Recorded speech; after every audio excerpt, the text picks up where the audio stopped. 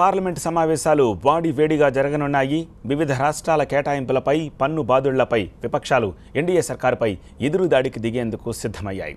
Budget తర్వాత stock మార్కెట్లో దాదాపు 5 లక్షల సంపద ఆవిరైపోయింది. దీంతో కాంగ్రెస్ పార్టీతో పాటు లెఫ్ట్ పార్టీ ఎంపీలు కూడా కేంద్రంపై విమర్శనాస్త్రాలతో సిద్ధమయ్యారు. అరుణ్ జైట్లీ ప్రవేశపెట్టిన బడ్జెట్పై ఈసారి అన్ని వర్గాల నుంచి విమర్శలు ఎదురవుతున్నాయి. పన్నుల అదనపు బాదుడు తప్ప సామాన్యులు గూడు పట్టించుకోలేదని విపక్షాలు ఆరోపిస్తున్నాయి. ఇక ఆయుష్మాన్ భవ పథకం కూడా ఇప్పటి నుంచి అమల్లోకి వస్తుంది. దానికి నిధులను ఎలా సమకూరుస్తారనే దానిపై క్లారిటీ లేదంటున్నారు. వీటన్నిటిపై విపక్షాలు కేంద్రాన్ని ఇరుకున పెట్టే అవకాశం ఉంది. అన్నిటికంటే ముఖ్యంగా ఆంధ్రప్రదేశ్కి ఈసారి కేంద్రం మరోసారి మొండి చేయి చూపించింది. విశాఖ రైల్వే జోన్ సహా ఏ ఒక్క హామీ అమలు కాకపోవడంతో ఏపీలో బీజేపీకి మిత్రపక్షంగా ఉన్న టీడీపీ రగిలిపోతోంది. దీనిపై నిన్న ఎంపీలు పార్టీ నేతలతో సమావేశమయ్యారు.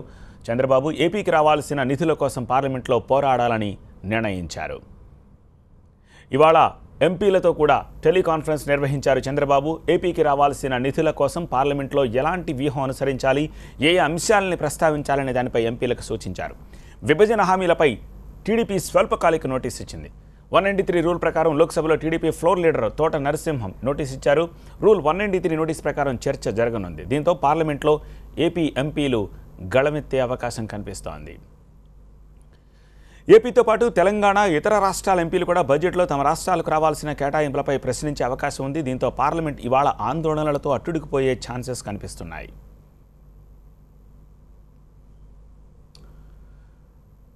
మా ఢిల్లీ ప్రతినిధి మహాత్మాని అడిగి మరిన్ని వివరాలు తెలుసుకుందాం. మహాత్మా, రూల్ నెంబర్ 193 ప్రకారం నోటీసు ఇచ్చారని తెలుస్తోంది. ఇంకా విపక్షాలకు సంబంధించిన ఎవరెవరు ఏ నోటీసులు ఇచ్చారు, ఇవాళ సభ ఎలా కొనసాగే అవకాశం కనిపిస్తోంది?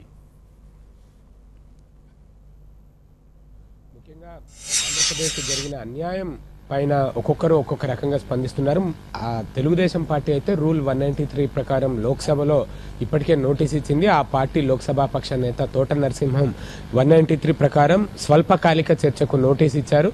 దీని ప్రకారం అంటే దీన్ని చర్చకు తీసుకుంటే కనుక డిబేట్ జరుగుతుంది. అయితే పార్లమెంట్లో లోక్సభ సభ్యుడు హుకుందేవ్ ఆయన శనివారం రాత్రి చనిపోయిన నేపథ్యంలో ఈరోజు లోక్సభ సంతాప సూచకంగా వాయిదా వేసే అవకాశం ఉంది.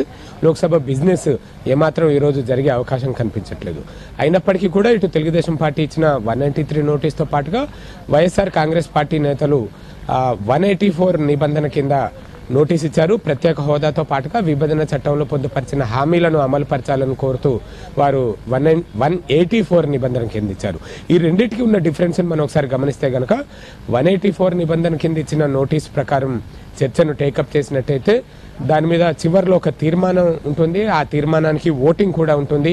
ఓటింగ్ ద్వారా ప్రభుత్వ వైఖరి ఏంటి అన్నది, ఆ తీర్మానాన్ని పాస్ చేస్తారా లేదా అన్న దాని ప్రకారం ప్రభుత్వ వైఖరి ఏంటి అన్నది బయటపడే అవకాశం ఉంటుంది.